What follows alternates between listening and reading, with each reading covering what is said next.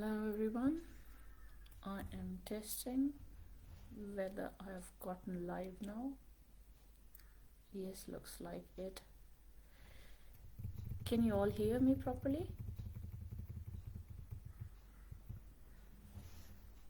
Okay. If one of you could just send a message here on the comments box, if you can hear me, that would be great. All right, okay. I'll wait for a few more minutes before we start talking.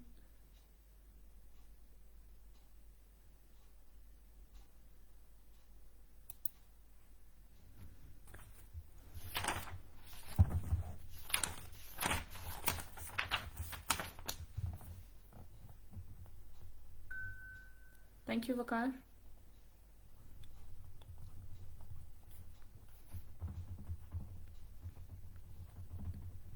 Thank you so much. Okay, I'm making my notes. We'll wait for a few more minutes and then we'll start.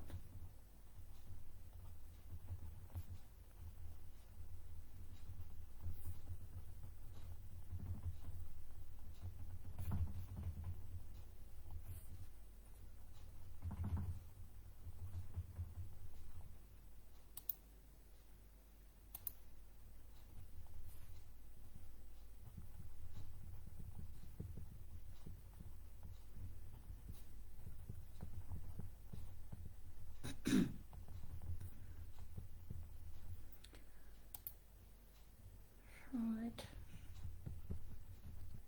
We've got 129 people online at the moment.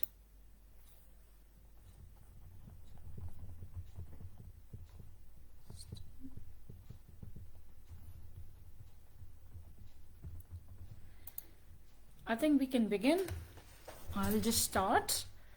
Hello and Assalamu alaikum everyone. My name is Asma Qureshi and I'm here based in Australia, in Brisbane. I've done an MPhil from the Loughborough University, UK, and I've done a PhD in marketing from the University of Queensland here in Australia.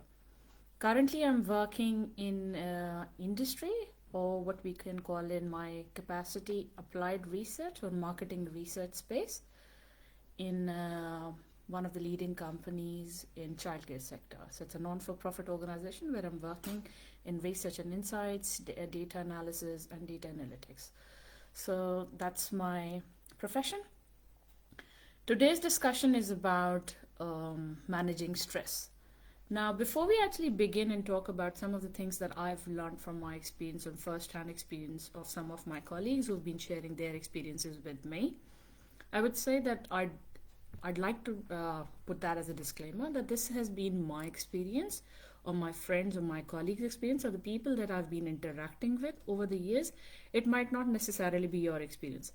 So my apologies if you feel that you're offended by some of the advice that I'm giving, but the purpose is to have a general or generic perspective on how to manage stress or something that I've learned while I was doing my PhD.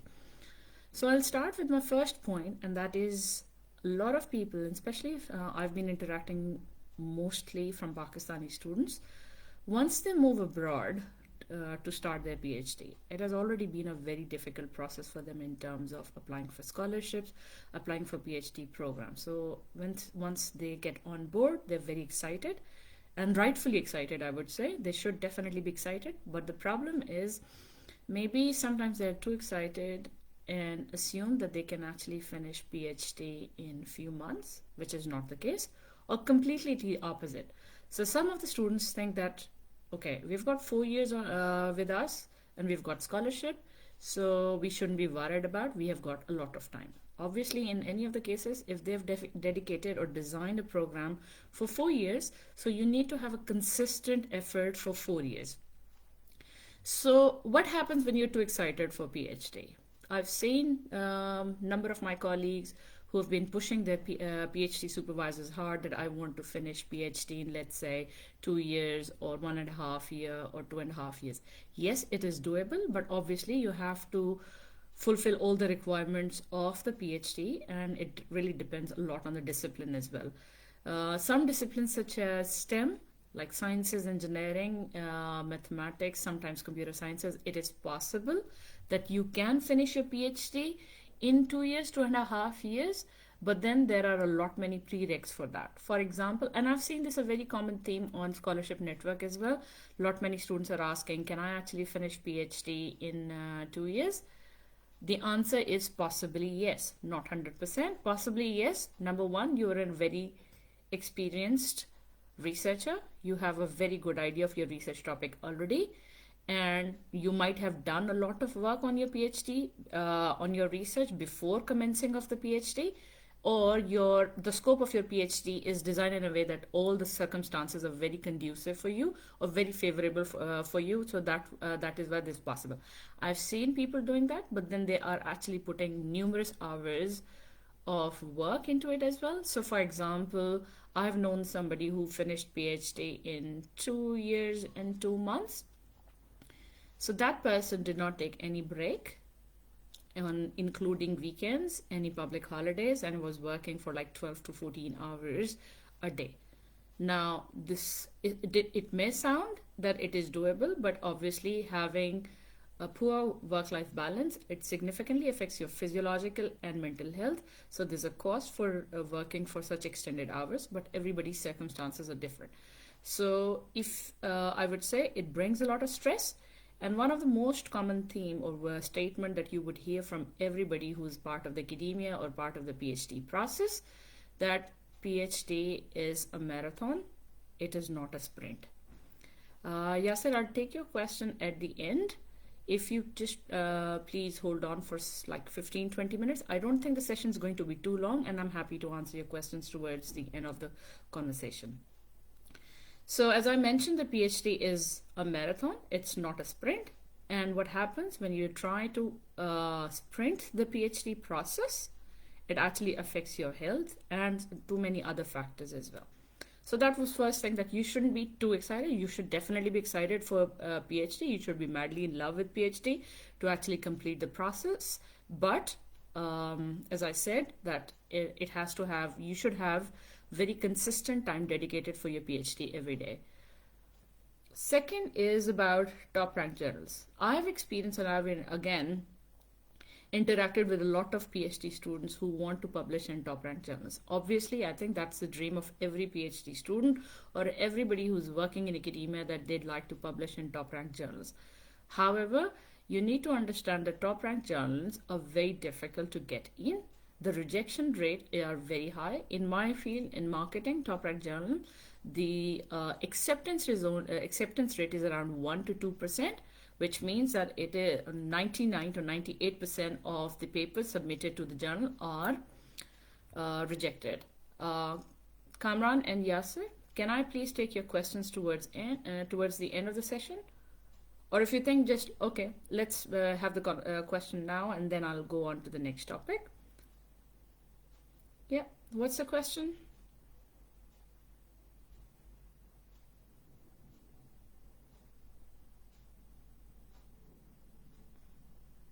All right, I'll move on. I have not received the question.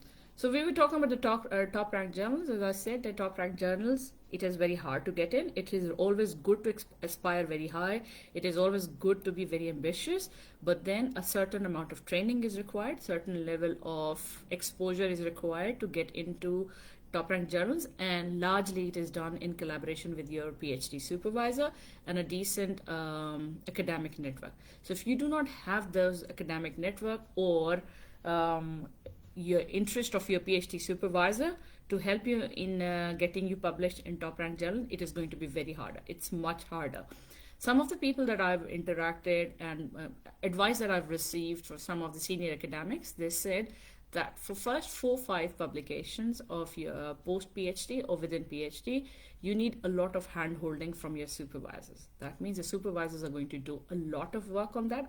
They're going to do a lot of legwork on your journal publication, and that is what is going to be part of your PhD training, and that is going to help you in terms of publishing in the future as well. Okay, what do we have questions? PhD students have brought no benefit to the country. That's not a question, that's a comment. Um, okay.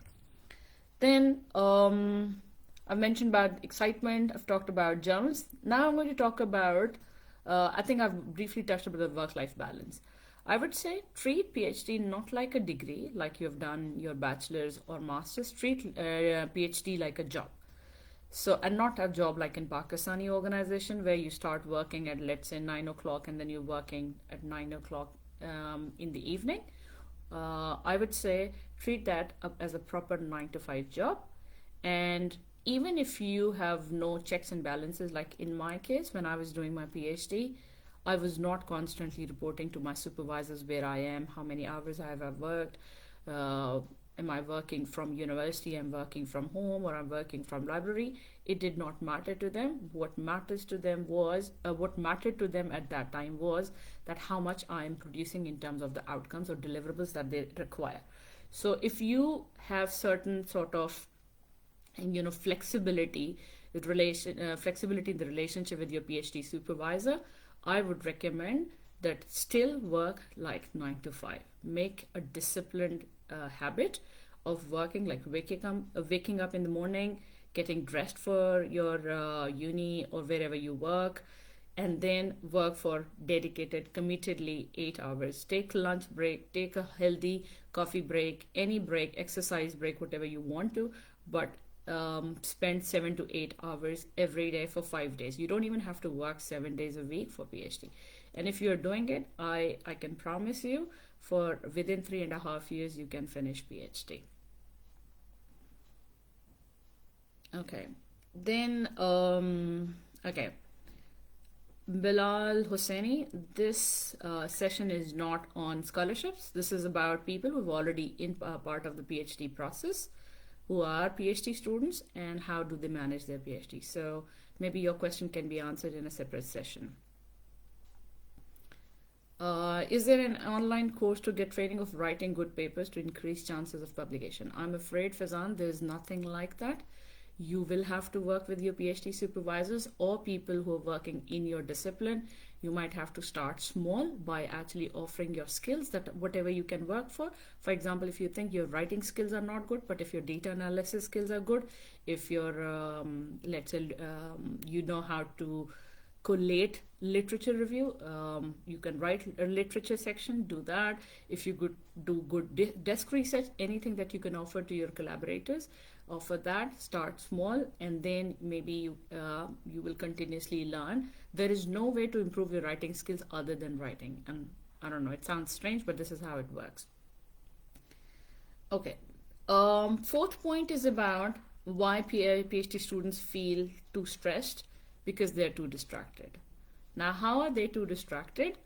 A few reasons are, like, for example, most of the Pakistani students who, when they go abroad for PhD, largely it is their first experience of moving abroad, and it is very justifiable that they want to explore places, they want to explore, they want to enjoy, they want to see places, they want to make friends, they want to engage in not many extracurricular activities that they did not or they could not avail in Pakistan.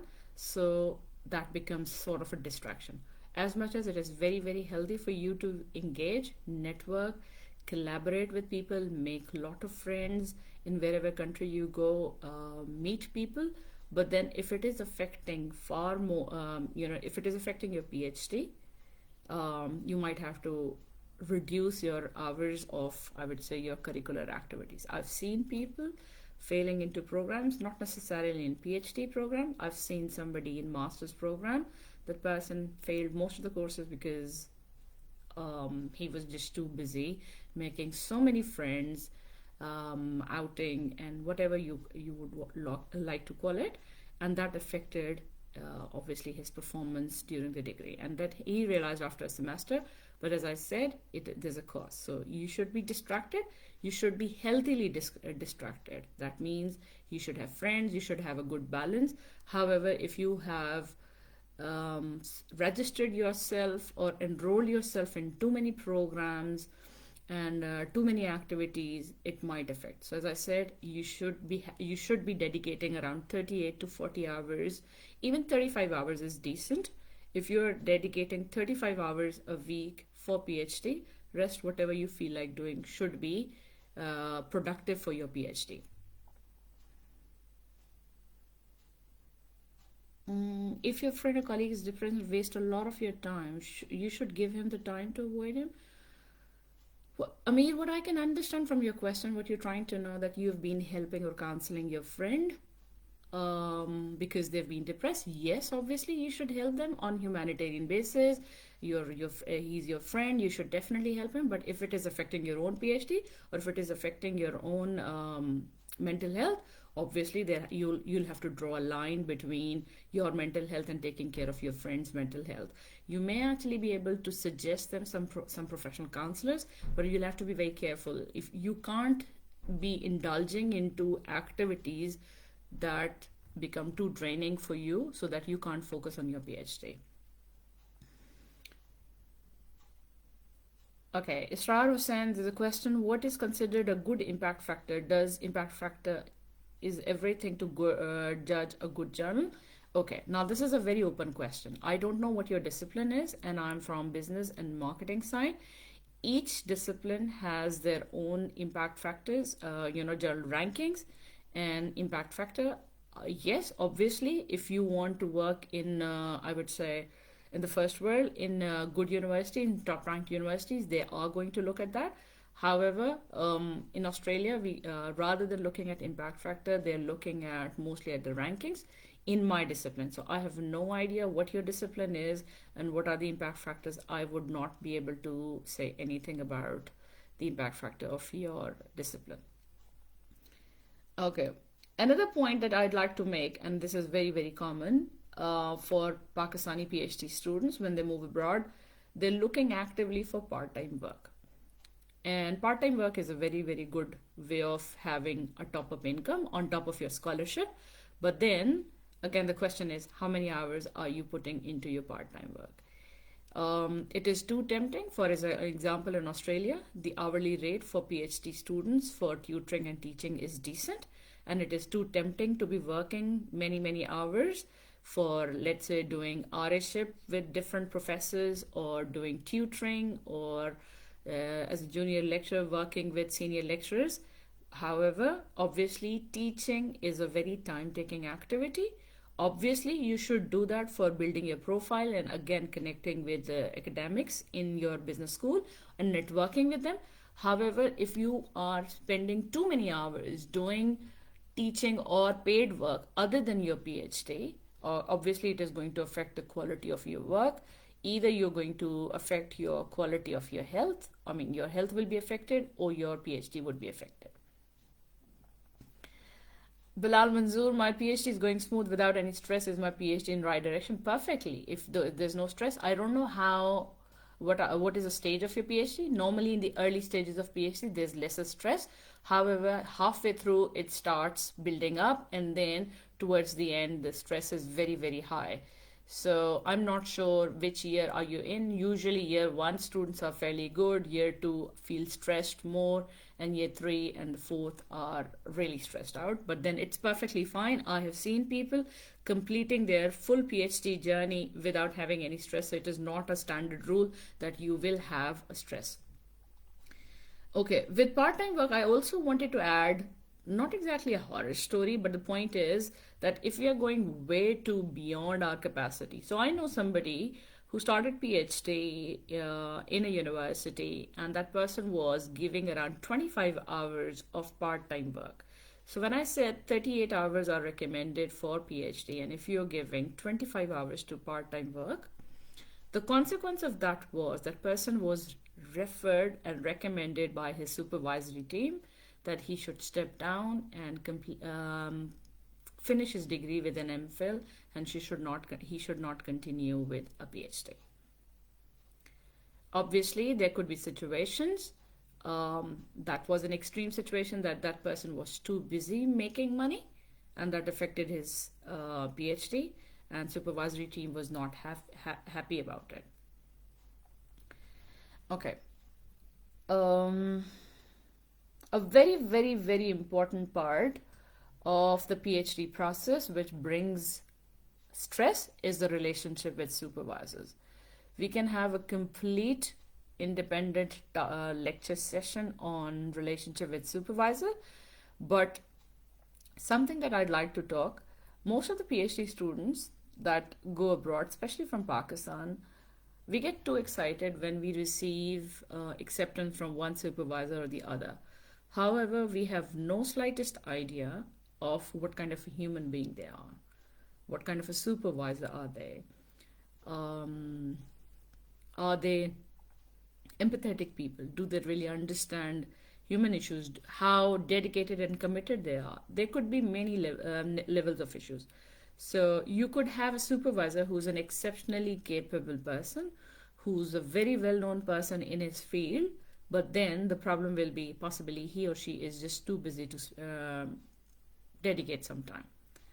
Then there are supervisors who are very good at hand holding. They're going to take care of you, they're going to train you, they're going to groom you, and they will help you in that sense that you become a better researcher. But then there are other types of supervisors who expect you to do everything on your own. So they literally leave you or throw you in the deep waters and expect you to produce something miraculously. And that is the biggest source of stress. Other issues with PhD supervisors are, for example, supervisors are not responsible, sometimes are not responsible enough. They might not review your work, and you're expecting them to give you feedback, but for one reason or the other, either they're just too time poor, or they just don't feel the responsibility, and they might not review your work. Some other issues with relationship with supervisors. Okay, that's a good question. What to do if your supervisor is treating you unfairly in PhD? Let me tell you that I would say most of the PhD programs or most of the universities around the first world, they have a proper program in place where you can actually anonymously and in person go and talk about your supervisor. However, before complaining about your PhD supervisors if they're treating you unfairly, the first advice is that you should have a very honest conversation with your supervisor. But I would say politeness is the most important thing. If you're rude, if you are abusive, you use a language which is not appropriate for us to a PhD student to a supervisor relationship, the results could be devastating. So yes, as I said that, and I think the reason is a lot of times we don't know the reputation of the PhD supervisor because we were an international student. We just go and directly land into the country with the supervisor and start having an interaction. However, we have no idea what kind of a person they are. A lot of domestic students that I've met in Australia, they have multiple meetings with their supervisors. They do not decide whether this person is going to be my PhD supervisor or not until they feel satisfied, and they will what we call as a reference check. Like for example, we go for employment, we do reference check. However, reference checks work both ways in PhD cases, in the PhD program. Not only that a student who's been recommended for the PhD program, obviously a supervisor wants to know if you're a good student, if you're a good student, then obviously they'd like to have you on board. Other reference check that you should do in your personal capacity is how good is your PhD supervisor? What kind of a person? Is he helpful? Is he understanding? Is he responsible? He or she both, rather. Now, the understanding, do they understand? Are they willing to put in the number of hours that are required for a PhD student?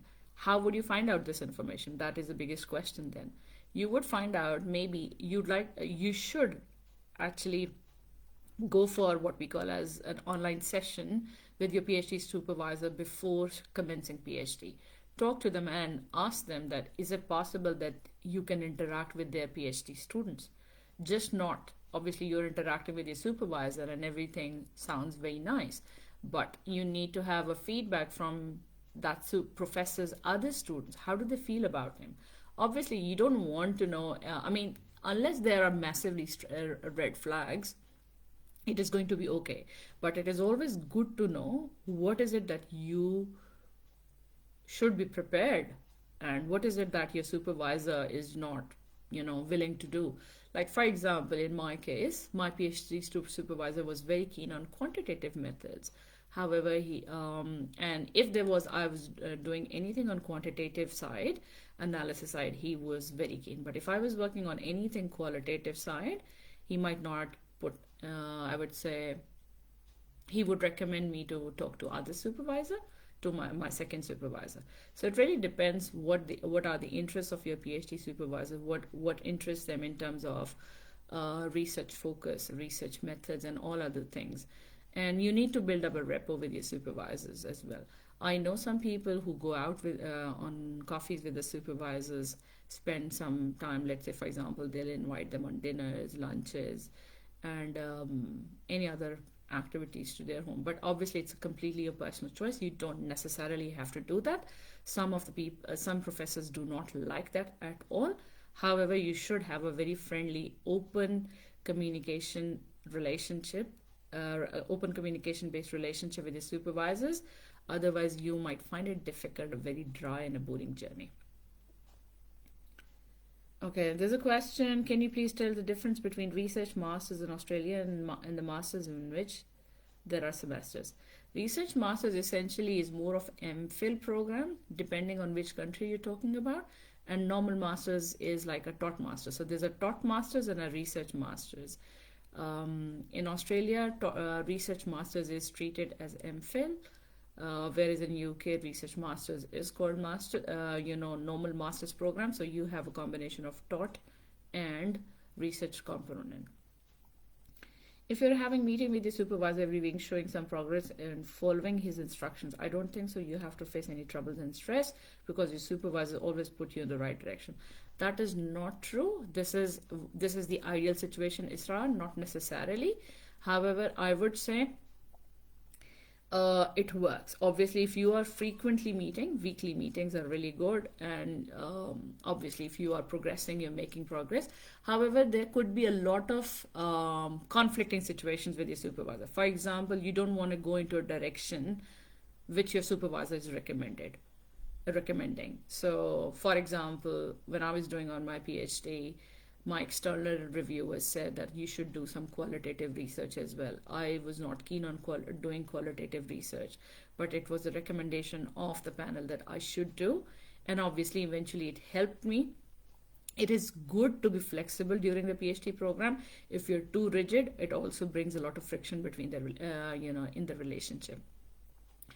Also, I've seen another form of stress which is unusual. So your supervisor may ask you to move in a direction where you have no capability or skill set. Obviously, not having a skill set means that you are in hot waters, possibly. I know somebody, that person went through severe depression and anxiety because he was forced to move in a research direction that he had no expertise, and ultimately he wanted to quit on PhD. And then I think one of the biggest problems in his case was not only that he was stressed, he did not know how to communicate that with his supervisor, that he's not comfortable in the direction that he's suggesting, or he does not have the right skill set. So once he was able to communicate through a third party, it made his life a much better. And last but not the least, I would say, I'll then take the questions afterwards, is not understanding the scope of the PhD. I would say a small percentage of people that I've interacted with, they were lucky to get into a PhD program. They were lucky to get hold of a scholarship, but honestly speaking, they did not know what research is. They did not have any idea what makes a PhD program. So undermining the scope of the PhD program, undermining what PhD level research is, and it actually makes it very difficult for the student mostly, because once you start PhD, there's a certain level of expectation from you in terms of what you should deliver to the supervisors. Obviously, you are a trainee, you are expected to groom your skills, you are expected that you would receive formal and informal training during the course of the PhD, but training is like building upon your existing skill set. But if you do not have the right skill set, or if you faked about your skill set during your application process or during your interview process, and still you manage to get onto the program, luckily, there's going to be a major problem. I know, and I'm not going to go much into detail, a group of people went to Germany, and that was a big government sponsored program, went to Germany, and most of them failed because they did not understand what PhD program was. They did not have any understanding how to conduct research, how to go about it, how to independently work. I think one of the biggest problems for Pakistani students is because we are so used to work under supervision, or what we say, we're too good at actually receiving instructions from our managers, bosses, teachers, that independent work makes it so difficult for us to lead and manage the whole degree program. So there could be other reasons as well, but these are some of the reasons that I was like, I know where people have faced, and if I actually give you from a very low level of severe stress to an extreme level of stress and anxiety as well. I would say the PhD program in itself is very, very difficult. It is a stressful journey. It brings anxiety and depression because of the uncertainty associated with whatever you are doing. So, because you're working on a what we call as in our language, contribution to the existing body of knowledge by doing something which was not done in the past. So, finding that small contribution that you're making in your discipline is not easy. A number of times it happens while you're going through the PhD process, you are about to submit your PhD, and you realize you read somebody's article and that person's done exactly what you have proposed. So possibly 3 years of your work is wasted. And then obviously you need supervisory intervention in that, because your supervisor can then guide you what needs to be done in terms of improving your or just changing the direction of your PhD. I'll actually start looking at some of the comments to see if there were any questions. Okay.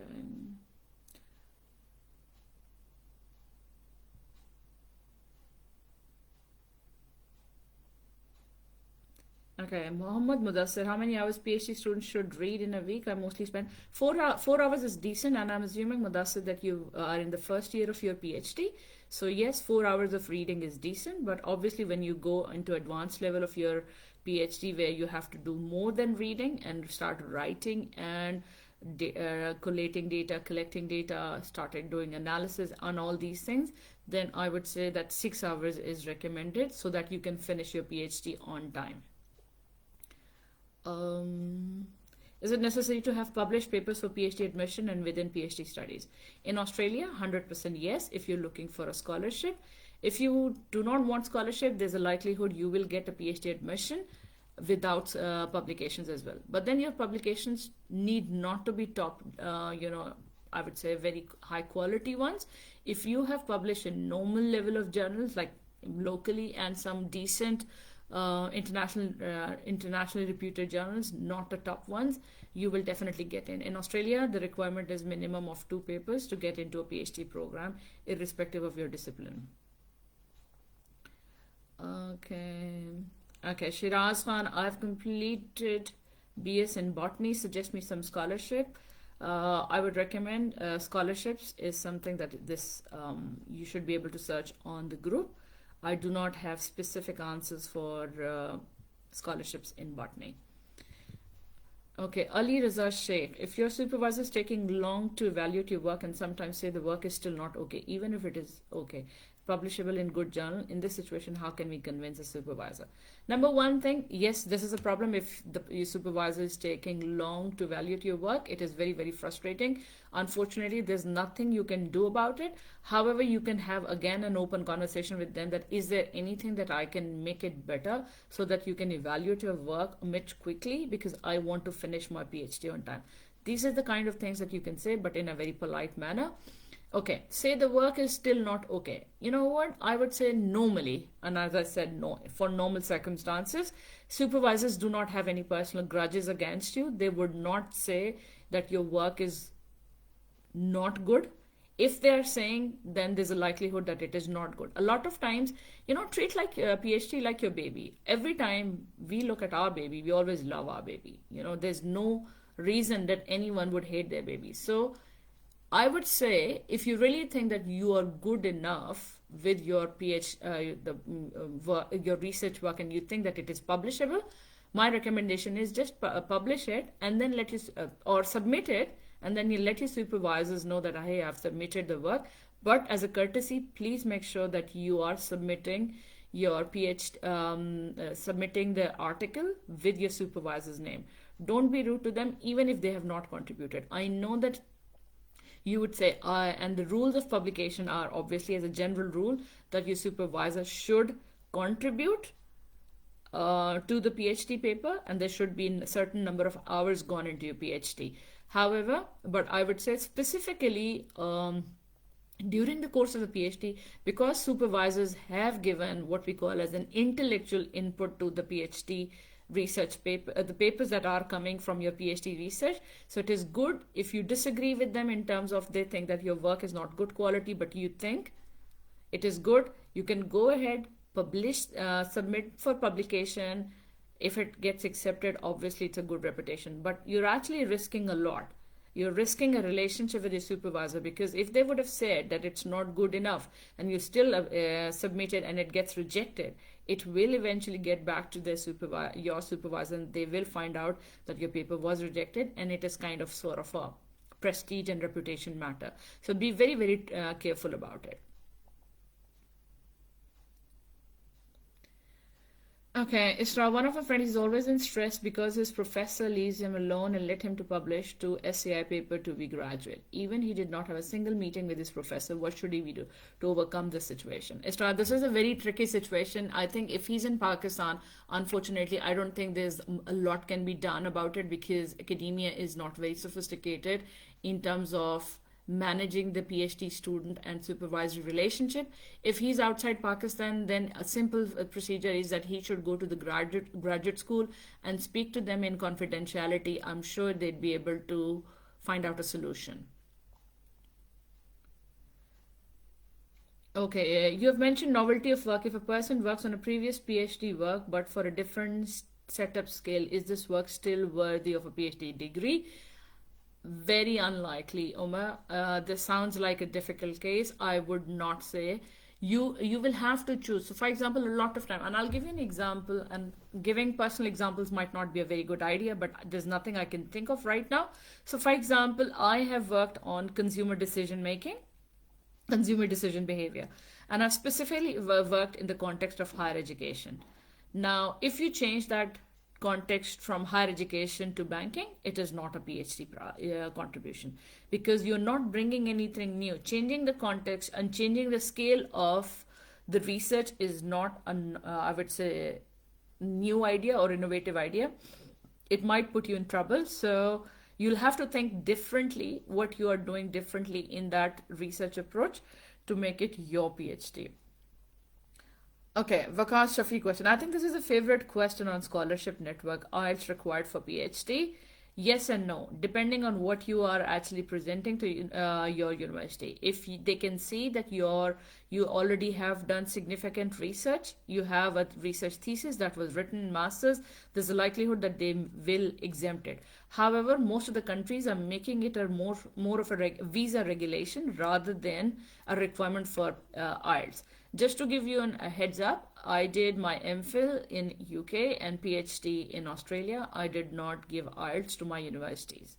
So they did not, I mean, for Australia, it was obvious because I already had a UK degree. But even when I was submitting my documents for MPhil in England, I didn't have to do that because I had research paper and I had few other things that helped me in terms of getting into the program. So my IELTS requirement was exempted, so it was not at all a criteria.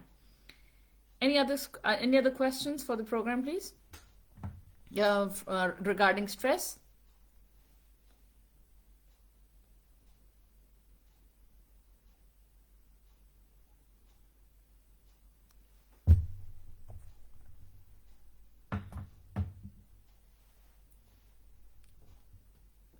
if we do not have any questions, so we're already 40 minutes into this live session.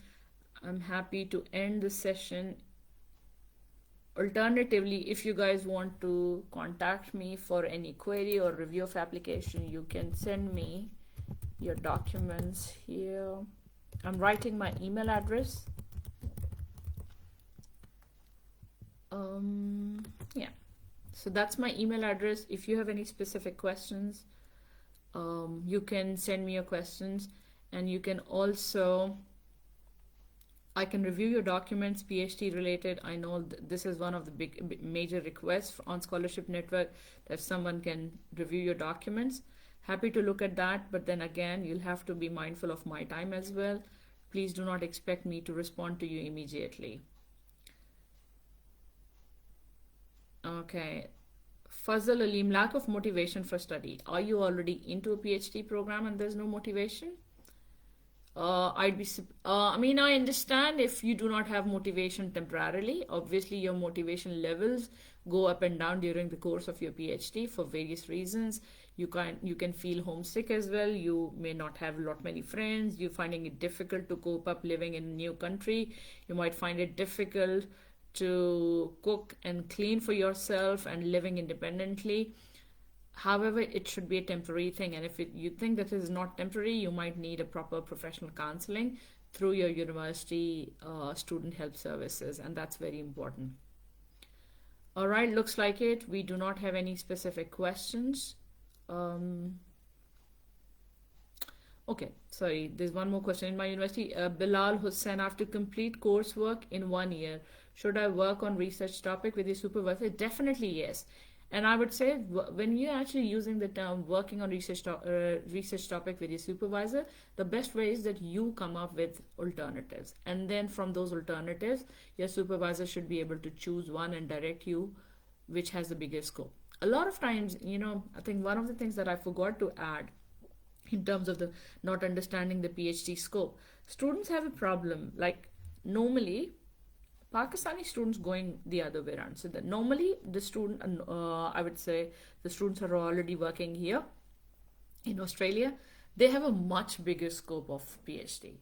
So supervisors have to force them and ask them to actually reduce the size or the scope of the PhD because they're suggesting like 4 or 5 PhDs. However, unfortunately, Pakistani students that I have met and interacted with, they have such a little scope of the PhD that is not even equivalent to a bachelor's level of work. And that's not to undermine the capability of the Pakistani students.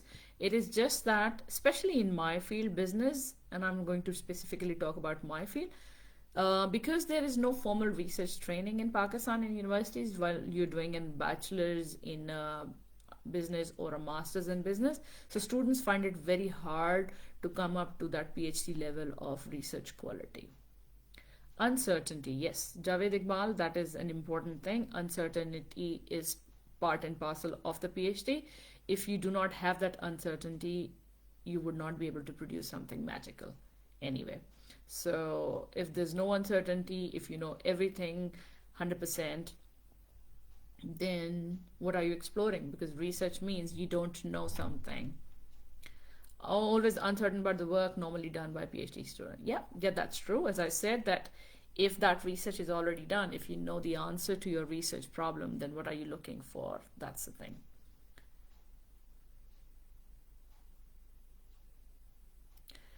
Okay, I'm just trying to read your name. Khulikatul Zahra. Okay, very unique name, Khulika. I would say this is not the right approach, that you should dedicate a time for thesis writing. You should be writing your thesis from 6th month onwards in your PhD program. You should not use only last 6 months of your PhD to start writing for thesis. I know many people, students, especially who are enrolled in Pakistan, everybody's talking about this is my thesis writing time. Thesis writing time is not something that you should do in the end, because there are many consequences for that. I remember from year 1, and I think Australian system works like that on an annual level we call this milestone reviews. So for each milestone, we have to work, produce written work of a significant level. So we have a first milestone, we have a second milestone, we have a third milestone, and then we have internal defense, and then we have an external review. So these are 5 reviews, 5 levels of review, and obviously the first 3 milestones are exceptionally important. So you produce material, and that, I remember my second milestone had like 60 to 80 pages of work. So please, please, please start writing for your PhD from year 1 as soon as you get into program, as soon as your literature review starts making sense to you, start writing. All right, I'll end the session now. If you guys have any questions, you can leave on the bottom of the video as well, or write me an email. Thank you so much. Best of luck for everyone who's going through this journey.